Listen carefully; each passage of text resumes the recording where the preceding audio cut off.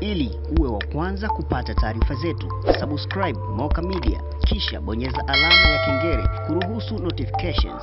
Usisahau like, kushare na comment kwa ajili ya taarifa zaidi. Moka Media.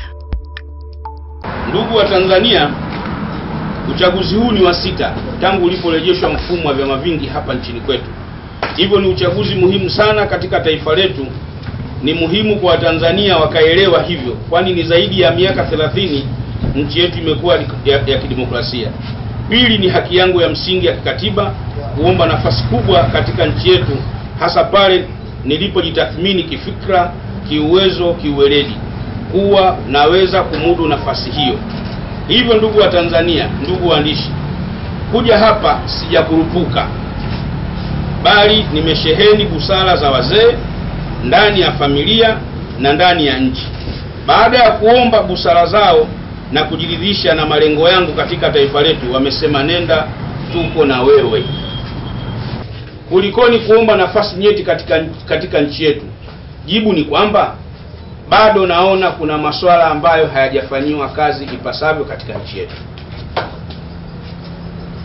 Hili ndio lililonisukuma na mimi kuona kuna nafasi ya kutoa mchango katika taifa langu. Masuala ambayo nimeona hayajashughulikiwa ipasavyo na serikali zote za awamu ya kwanza mpaka awamu ya 6 ni masuala haya yafuatayo. La kwanza ni ajira,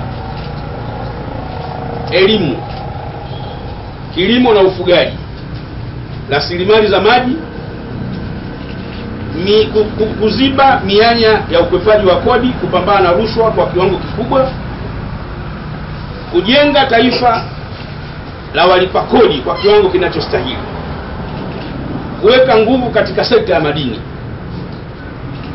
kuongeza jitihada kwa watoto wa kike kupata elimu na teknolojia, kuhakikisha tunaimarisha muungano wetu, kuimarisha sekta binafsi ili kukuza na kuongeza tija na ufanisi wa utendaji wa shughuli za kijamii.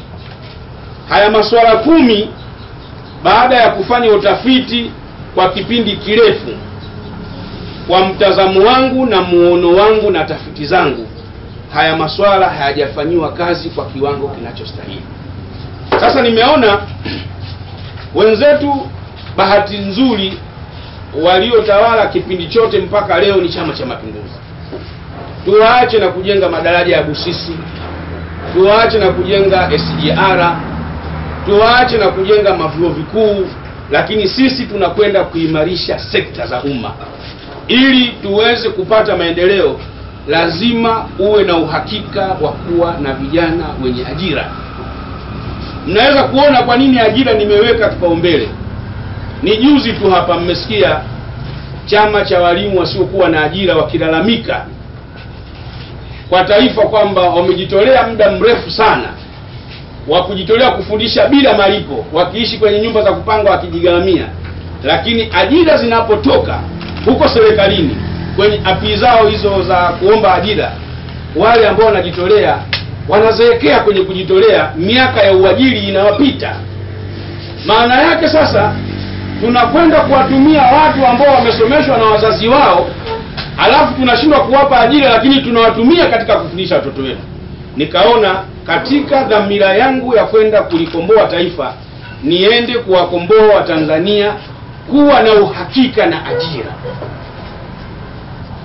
Ukimwangalia yule mwenyekiti wa kile chama anaongea mpaka unamuonea huruma. Kuna waliojitolea wakiwa na miaka 25 mpaka wamevuka miaka ya kuajiliwa.